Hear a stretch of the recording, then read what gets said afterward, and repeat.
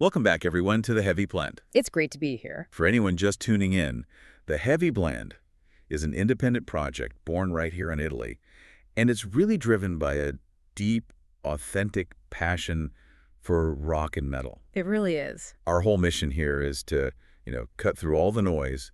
We give you a really thorough overview of an album by looking at a huge stack of public sources from the specialized press. And we should mention the process because it's a little unique. Right. We use the latest AI tools to help us analyze and refine that initial mountain of information. But, and this is the crucial part, all the key activities are handled by people. Real people with real experience. Exactly. The source selection, crafting the prompts, our social media, the video editing, it's all done by a team with a genuine deep background in the music sector. So you're getting human insight, just backed by some really comprehensive data. And we just have to say, before we really dive in today, thank you. Oh, absolutely. The feedback we've been getting for The Heavy Blend has been, well, just overwhelmingly positive. Not just from you, the public, or from other press sites, but honestly from the bands themselves. Which is the most important part, really. It is. Hearing from the artists, it just reinforces that what we're doing, digging this deep into the music that matters, it's worth it, giving the work the serious attention it deserves. It really is. And today's subject is, it's a perfect example of why we need to dig deeper. We are launching a deep dive into Ghost's sixth album, Skeleta. Now, if you're checking the calendar, you might be a little confused. Yeah, you'll probably notice this record came out almost 8 months ago, back in April or May of 2025. And we usually cover new releases. So Why are we talking about this now? Because something very strange is happening. Despite what was, let's be honest, a really mixed and highly divided critical reception at first, Skeletà is having a major late-breaking surge. A huge one. As we're recording this, a lot of specialized music sites are pointing to it as a top contender, maybe even the outright winner for Album of the Year. It's gone from this polarizing release to a critical darling in just a few months.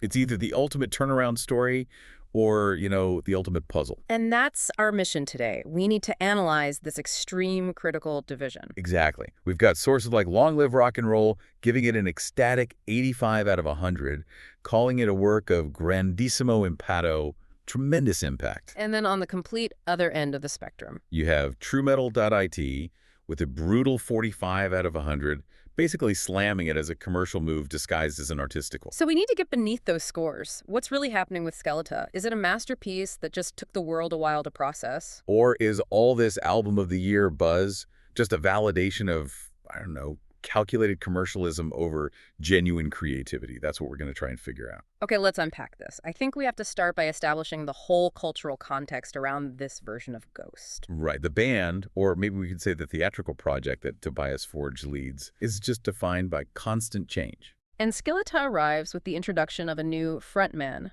Papa V. Perpetua. Now, changing the guard is, standard operating procedure for Ghost. We expect it. We do. But the context around this particular introduction, it felt uniquely heavy. Heavy, yeah, that's a good word. Both musically and, metatextually. Forge presented this new Papa with an appearance that Metal Italia described as introspective and less flamboyant. Less flamboyant than his predecessors, for sure. That visual shift alone hinted that the atmosphere was going to be different this time. And then you have that remarkable piece of timing, which Long Live Rock and Roll specifically pointed out. The coincidence, right? Yeah, the album drops on April 25th. And in this hugely resonant parallel, the funeral of the real-world Pope Francis happened right around the same time. I mean, you couldn't write it better if you tried. That external event just immediately amplified the band's entire theatrical conceit, The whole theme of spiritual leadership, succession, mortality. That kind of accidental synergy is pure Ghost, isn't it? It just gave the record this immediate, deeper layer of relevance. It aligned perfectly with their core themes of replacing the old order. Precisely. And the visual presentation, it supports this idea of a transition or a rest or maybe a profound pause. The album cover, designed by the celebrated Zbigniew Bielak. Who's amazing. He is. And it depicts a crypt. Metal Italia interpreted that imagery as being symbolic, a signal of a resting place, or maybe a temporary halt in the band's relentlessly upward trajectory. Like a moment of introspection. Oh. Maybe hinting that the sheer speed of the Ghost machine was just becoming unsustainable without a moment to, look back. I think so. But the polarization we're talking about, this huge critical divide, it seems to be less about the new papa and more about the sheer scale of Ghost now. Oh, yeah. Channel IT made this really powerful claim. They suggested that Ghost has moved past being just a cult band to becoming what they call the cult of consensus. And what does that mean for the music? It means the stakes are impossibly high now. When Ghosts started, they were niche. They appealed to a very specific crowd that appreciated that blend of occult lyrics and melodic metal. But now, their fame is so broad that every single move, every new song, is met with an immediate, extreme reaction. It's almost guaranteed. Metalized observed that with every new thing Forge creates, this massive wave of critique, savage criticism, and just extravagant hatred follows from one side. And it's matched only by, like, fanatical praise from the other. It's institutionalized drama. And as Metalized suggests, Forge is the only guaranteed winner in that situation. He creates a product designed to provoke conversation, which ensures the Ghost brand stays central to the rock discourse, no matter if the chatter is good or bad. And it's this built-in division that the sources saw coming immediately. They did. Long Live Rock and Roll noted early on that a lot of the existing fans were already storcendo el naso, turning up their noses at the changes they were hearing. Heavy Metal Webzine went even further. They flat out predicted the album would alienate and appeal to 3 different groups at the same time. Right, the older Doom-loving fans, the newer pop-focus fans, and then the, quote, average fans who just show up for the show. So this record wasn't just accidentally polarizing. It was almost engineered to be a fault line in the fan base. Absolutely. But if the album is designed to handle that level of conflict, we also have to consider the man orchestrating it all. The pressure on Tobias Forge must be just immense. He's the whole creative engine. That's a crucial dimension here. Heavy Metal Webzine highlighted his heavy touring schedule leading up to Skeletà. They noted he'd even publicly discussed needing a pause soon to let him tirare il fiato. To catch his breath. Exactly, to catch his breath and find some new inspiration. And that critique leads right into the concern that Loud and Proud expressed. Yeah. Because Forge fa praticamente tutto da solo. He does practically everything himself. The writing, the vision, the marketing, the persona. Everything. They were worried he might be starting to mostrare la corda, showing visible signs of strain or exhaustion. And that's not just a concern for his well-being, right? It impacts the creative output. Of course. If the visionary is creatively depleted, then even the most impeccably crafted album might feel iterative, not genuinely groundbreaking. It means the focus shifts from challenging new ideas to just refining what's already been successful. Speaking of refinement, that brings us directly to the core of this whole critical divide. The definitive genre transformation on Skeletà. This isn't a minor stylistic tweak. Critics across the board are calling this a fundamental sonic cut with their own tradition. They are. The consensus in the press is that Skeleta is the completion of Ghost's transition. They started with that almost doom atmosphere on albums like Opus Eponymous. A long time ago now. And have now fully cemented themselves in a new reality that Loud and Proud calls substantialmente AOR, and Metalized declares smacatamente AOR. Flagrantly, unapologetically adult-oriented rock. Exactly. Okay, for listeners who maybe aren't steeped in the history of AOR, let's just spend a second on why that label adult-oriented rock is such a lightning rod for a band that still has this satanic aesthetic. Right. AOR, back in its 80s peak, it was all about polish, melody, huge singable choruses, and professional execution. It prized that over raw intensity or aggression. The whole point was to make rock music that was acceptable for wide radio play and massive stadium audiences. And that is exactly where Ghost has landed. Heavy Metal Webzine noted the shift away from the pop soul of their last few albums and towards this refined rock that's drawing so heavily from 80s class rock. But the shift is deeper than just guitar tone and chorus structure. It's a thematic change too, isn't it? The black humor, the explicit diabolical references that were so central to the early stuff, that malicious delight, it feels like it's receding. Oh, absolutely. Thematically, this is a huge deal. Heavy Metal Webzine observed that the overt dark humor is replaced in the lyrics and the atmosphere by profonda malinconia e delicatezza. A deep melancholy and delicacy. Yeah, the aesthetic darkness is still there, the robes, the makeup, the crypt on the cover, but the emotional core of the music is softer, more introspective. It's a move away from satire and shock and toward, well, serious sentimentality. And that sanitization is clearly why the album gets an 85 from critics who love melodic craftsmanship, but a 45 from those who feel the band has just forfeited its essential identity. Let's zero in on the specific 80s palette the sources kept citing because the influences are not subtle. Not at all. Ghost isn't just dipping a toe in the 80s here, they are fully submerged. And the primary comparison, cited by almost every single source, is Journey. Inescapable. It feels like a deliberate choice. Loud and Proud, Metal Italia, Metalized, Heavy Metal Webzine, they all specifically name Journey. And it's often immediate and specific. The chorus of the opening track, Peacefield, is instantly likened to Journey's mega-hit Separate Ways. We're talking that specific epic build, that soaring vocal melody, the layered keyboard textures that just scream classic American arena rock. That instant recognition, that feeling that you've heard this structure before, that is the very definition of AOR. And it's clearly deliberate. But it's not just Journey. Critics cite the whole roster of that sound. Right. Metal Italia mentions the slick production of Def Leppard. Ondrock expands that list to include the emotional balladry of REO Speedwagon, the vocal harmonies of Winger, and the huge anthems of Bon Jovi. It's a comprehensive tribute. But how does Forge integrate that theatrical, almost religious element into what is, let's be honest, fundamentally corporate rock? Through a kind of genius juxtaposition, Long Live Rock and Roll captures this perfectly when they describe the opening of Peacefield. It features this mixed choir that sounds simultaneously ecclesiastical like a religious mass, Right. and yet Medicare ABA, half clearly ABA. Wow, think about that. The sacred and the synthetic packaged together. It's the exact dichotomy of Ghost, the Church of Satan, meeting the disco era. That ABA comparison is fascinating because it implies the pop sensibility isn't just an accident, it's structural. Yeah. And to get that AOR sound, you have to fundamentally reorganize the band's dynamics. Which brings us to the instrumental shift. If the goal is this smooth, radio-ready sound, the guitars just can't dominate the mix like they did on Opus or even Meliora. Exactly. The shift is most noticeable in the priority given to the keyboards and synthesizers.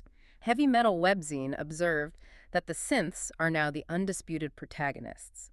They're actively adombrando le citar en maniera importante, significantly overshadowing the guitars during the main melodic parts of a lot of songs. So the guitars are still there, but their role has completely changed. They've gone from being the driving rhythm instruments to being support staff. Correct. They're primarily serving as melodic accents now, filling out the space or providing some connective tissue between those huge choruses, rather than looting the aggressive charge. It's an arrangement choice that prioritizes polish and clarity over grit and attack. And that is where the critical backlash really stems from. Right. And the most vocal detractors find that this stylistic safety just breeds creative fatigue. Loud and Proud registered what they called una certa stanchezza sotto il profilo stilistico e compositivo. A certain tiredness, stylistically and compositionally. Yeah, they found the tracks became predictable and repetitive across the album's runtime. They worried that Forge's creative inspiration might have reached that much-feared plateau. The critics who are mourning the band's past identity, they argue that predictability is just the necessary cost of this AOR ambition. And TrueMetal.it specifically lamented the total lack of cadaveria, of malice, and any genuine tension. They'll concede that the new sound is godile a livello radiofonico. Enjoyable on the radio.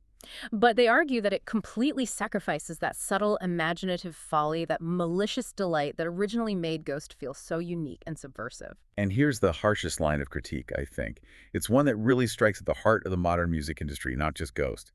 TrueMetal.it suggested that the music seems uscita da un algoritmo per la melodia cachimmedia. That it sounds as if it were designed by an algorithm purely for the average catchy melody. That phrase, designed by an algorithm, is so provocative. It is. It suggests the songs weren't born from a genuine artistic impulse, but were calculated backwards from market research. Like, find the most successful bits of 80s arena rock, refine them with modern production, sanitize any discomfort, and then just output the result. It implies a genesis driven by a spreadsheet, not spontaneity. So if the album is really this calculated, why is it getting Album of the Year buzz 8 months later? That's the million-dollar question. I think it's because calculation, when it's executed flawlessly, often achieves a broad delayed success.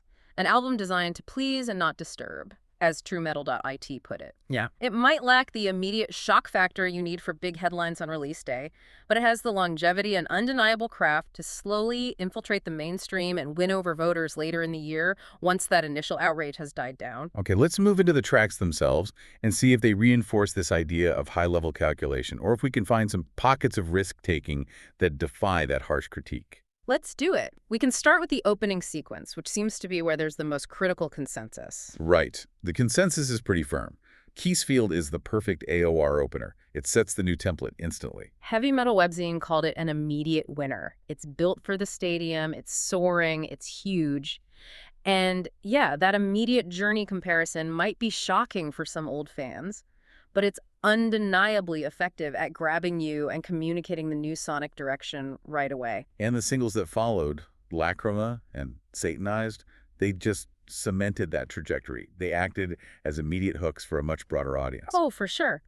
Satanized is the quintessential catchy ghost track built specifically for live performance. It was co-written with that high-profile pop production duo Salem Al Fakir and Vincent Pontar. Who Ford uses a lot. He does. And Metal Italia noted that the choice of collaborator was a clear esca, a lure designed to ensure the track had maximum heat and immediate commercial appeal. And the stylistic fit of these tracks is so complete that they just blend seamlessly into the classic rock canon. Underrock made this marvelous observation about Lacrima. They suggested a little thought experiment.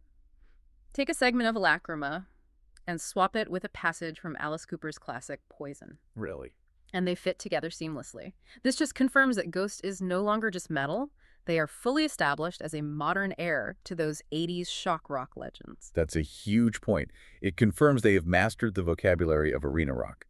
So now let's look at the tracks that were engineered specifically for that communal live stadium experience. Heavy Metal Webzine highlighted a section in Marks of the Evil Ones, specifically the There part, as an essential engineered live sing-along moment. Like it was built for it. Exactly. They compared it directly to a synth-heavy version of their earlier hit, Which Image. Forge is showing he can take the structural elements that created those communal moments in the past and successfully translate them into this new AOR sound. We mentioned the shift toward melancholy earlier, and that tone seems to really dominate the balladic tracks. It does. Guiding Lights and the 6-minute album Closer, Excelsis, form what Heavy Metal Webzine calls a balladic, melancholy didico, a pair of linked works. Long Live Rock and Roll described Guiding Lights as dark, but also surprisingly relaxing. They noted it contains this perfectly structured classic rock solo that provides a necessary moment of instrumental complexity amid all the vocal focus. And then Excelsis sounds like the grand statement, being the album Closer and clocking in at 6 minutes. Metal Italia described Excelsis as ethereal and candid, suggesting it offers an apotheosis of redemption, a grand, culminating spiritual transformation. It walks that difficult line between sounding like a profound religious mass and an emotionally charged, lighters-out stadium encore. But this is where we see some inconsistency. Loud and Proud called Forge's vocal performance on that specific track dimenticably. Forgettable. That's a serious flaw for a vocal focus closer. It is, and it brings us back to that fatigue point. Yeah. If the visionary is exhausted, maybe the emotional delivery suffers, even if the composition itself is grand. Okay, let's look at the tracks that try to inject some needed tempo and attitude, like De Profundis Borealis. Long Live Rock and Roll described this track as a surprising ride. It starts with this fragile piano intro, but then it quickly evolves into an up-tempo, technically sharp track. It dangerously flirts with the driving rhythms and synth textures of 90s pop before it suddenly concludes with an unexpected Gregorian chant. It's a song that's trying to bridge that danceable energy with the band's sacred aesthetic. Now, the track that seems to carry the most weight of Ghost's complex history, and maybe attempts to satisfy the older, heavier fans, is Cenotaph. This is the album's most diverse track, influence-wise. Loud and proud and metalized, both immediately identified the main riff as a clear recall of Black Sabbath. The very foundation of doom and heavy metal. Right, but the composition around that heavy core is where the complexity is. Long Live Rock and Roll described it as a scanzonato, carefree, or jaunty track about death. It mixes those heavy historical elements with completely unexpected genre influences. The sound mix on Cenotaph is fascinating. You can hear echoes of power metal bands like Stratovarius and Helloween, Mashed up with the dark, atmospheric post-punk style of Joy Division and The Cure. This blending a Sabbath riff driving a goth atmosphere with a power metal gloss is genuinely experimental within this ARR context. And TrueMetal.it, even in their very harsh review, actually conceded that this track is maybe the only one that recalls the band's former unique attitude and distinctive personality. So Cenotaph proves that Forge still has that capacity for complex musical integration, even if the overwhelming direction of Skeleta is just polish. But the single track that critics, no matter what their final score was, seem to agree on as the album's definitive moment is Umbra. Umbra is the great consensus track, and it is the hardest hitting. Heavy Metal Webzine called it the album's peak for its powerful, undeniable hard rock tendency. It runs over 5 minutes, which gives it space to develop, and it's deeply infused with the 70s vibe, thanks mainly to the prominent driving use of the Hammond organ. And this is where the instrumentalists finally get a real chance to shine without being totally overshadowed by those massive synth pads. Exactly. Heavy Metal Webzine and Metalize both highlight the spectacular Battaglia Solista per Chitarra e Tastiera. A genuine dramatic guitar and keyboard solo battle near the track's conclusion. It's an explicit throwback to Deep Purple or Rainbow, where that instrumental prowess was central to the drama. The analogy loud and proud used for Umbra is one that really sticks in your mind, too. They suggested that Umbra could have been on the soundtrack of Top Gun in 1986. I love that. And you can just feel it, right? Pure, high-stakes classic rock designed for a high-speed chase scene. It captures that atmosphere. It's big, bombastic, meticulously structured, and just utterly irresistible. It proves that when Ghost focuses their massive production power on hard rock, the results are undeniable. So on one hand, we have this spectacular peak in Umbra and these perfectly executed singles. But that brings us right back to the central paradox. Impeccable execution versus a perceived artistic plateau. And we have to start with the technical consensus. We have to. The most crucial takeaway from our stack of sources is this. Regardless of the critics' overall musical preference, whether they loved the Doom era or welcomed the AOR shift, every single one agreed on the quality of the execution. Loud and Proud summarized it perfectly. Skeleta is unanimously described as arrangiato, suonato e prodotto in maniera impeccabile. Arranged, played, and produced impeccably. The professionalism and technical mastery are just beyond reproach. And that level of excellence requires more than just Forge's vision. It requires elite musicianship from the nameless ghouls. For sure. Metalized dedicated a specific menzione d'onore, an honorable mention to the musicians. They praised the guitarists specifically for their soli di ottima fattura, sempre ricercati nelle melodi. Solos of excellent quality, always refined in their melody. They're not just session players. They are top-tier professionals, executing a specific, complex vision flawlessly.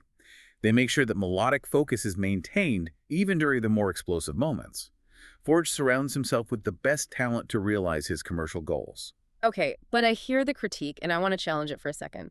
If the album is flawlessly arranged, played, and produced, why should listeners or critics care about the artistic soul or whether the band is taking risks? Isn't technical perfection the goal? That's the core of the debate, isn't it? The low scores argue that technical perfection becomes a defense mechanism when artistic risk is absent.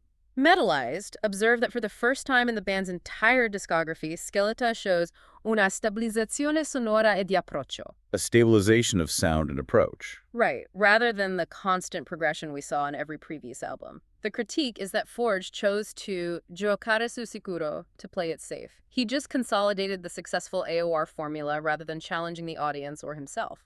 And if you're playing it safe, Loud and Proud argues you risk missing those indelible career-defining moments. They worry the album is missing the true, memorable hits, the Call Me Little Sunshine or the He Is tracks that become instantly iconic. They interpret this as evidence that Forge's creative vein might have, in fact, hit a temporary plateau. It's the difference between maintaining momentum and just being in maintenance mode. And TrueMetal.it encapsulated the ultimate critique against this decision for consolidation. They argue that the album utterly lacks artistic momentum, and it reduces the band's signature darkness and entire aesthetic to a mere cosplay simpatico. A sympathetic or agreeable costume show. Exactly. All in exchange for il successo commerciale e radiofonico, commercial and radio success. That is the most profound criticism right there. That the persona is no longer a vehicle for dark, subversive music, but that the music is now just a vehicle to propagate the marketable, agreeable persona. Which forces us to ask, is Tobias Forge primarily an artist driven by music or a shrewd businessman driven by market share? The specialized press sources, they lean heavily toward the latter interpretation. They do. Heavy metal webzine suggests that the character of Papa V Perpetua is starting to prendere troppo il sopravvento sull'aspetto musicale. Taking over the musical aspect too much. Yeah, risking Ghost becoming a purely iconographic phenomenon rather than a valuable, evolving musical artist. The marketing image is actively consuming the musical content. And Metalized fully supports that view. They paint Forge as a Skeltro businessman, a shrewd, meticulous businessman who plans every campaign, every visual renewal, every EP with surgical precision. They see the entire Skeletà trajectory as a calculated move to secure the path to easy listening, a phrase that TrueMetal.it also used. And this calculation is the precise reason for those extremely low scores. TrueMetal.it believes the album feels like a voluntary session of the band's unique artistic soul, il music business più sfacciato e traditore. The most shameless and treacherous part of the music business. They're arguing that while the production is stellar and the aesthetic is curated, the album's goal is simply to appeal to the person who self-identifies as someone who listens to a bit of everything. And Skeletà is crafted to fit perfectly, agreeably into that bit of everything playlist. So if we synthesize all of this analysis, we can finally tackle the core issue. Why the late album of the year buzz? Is the recognition a genuine slow burn appreciation for high art? Or is it simply a validation of a successful commercial calculation? Look, if we connect all the dots to form the bigger picture, I think the answer is definitive.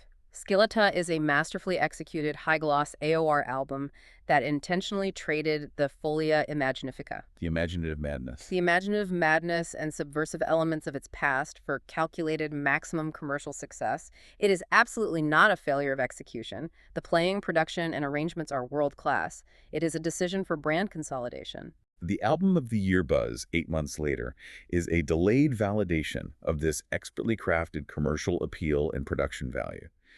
It demonstrates that sometimes the most perfect product wins. And its detractors, however, are mourning the profound loss of the band's unique, often uncomfortable, dark identity. It's the sound of a cult attaining absolute mainstream consensus, and that transformation always comes with an artistic cost. A clear, definitive conclusion to a very complicated album, which is exactly what we aim for here on The Heavy Blend. Before we wrap up, a quick reminder. For our team, connecting the audience directly with the artists is one of the most important things we do. It really is. If you're watching the video version of this deep dive, you'll find a QR code on screen right now that allows you to easily visit the official Facebook page of Ghost. Go check out the band directly and support the artists we discuss. We've covered a tremendous amount of ground, synthesizing critiques ranging from the highly technical to the existential. So we want to wrap up by opening the floor to you, the listener, and hearing your perspective. We've distilled the critical divide down to 3 core questions we want you to engage with. If you're listening to this, please leave a comment on the video and tell us where you stand on Skeletà. First, Are you one of the original fans who preferred the Doom era and the subtle imaginative folly of the earlier albums? Or do you fully welcome this AOR transition of Skeletà? Do you genuinely believe the music is better now or just more polished? second, Do you agree with True Metal? Its harsh assessment that the album feels engineered by an algorithm for the catchy medium melody, sacrificing spontaneity, or do you find new originality and risk in tracks like the phenomenal hard rock spectacle Umbra? and finally, a big picture question. Considering the band's rapid trajectory and immense global success, is it simply inevitable that highly successful theatrical bands like Ghost eventually prioritize persona and commercial consensus over risky artistic growth? Is this just the natural, calculated life cycle of a megaband? We genuinely look forward to reading your perspectives and continuing this discussion. And if you found this deep dive interesting, please invite your friends, your fellow fans, to share this content. We want to emphasize that for the Heavy Blend, the sharing of a passion among people, the conversation, the debate, the community, is infinitely more important to us than the raw number of subscribers or channel views. Thank you for joining us for this intense analysis of Ghost's polarizing and powerful pivot, Skeleta. Until next time, keep digging deep.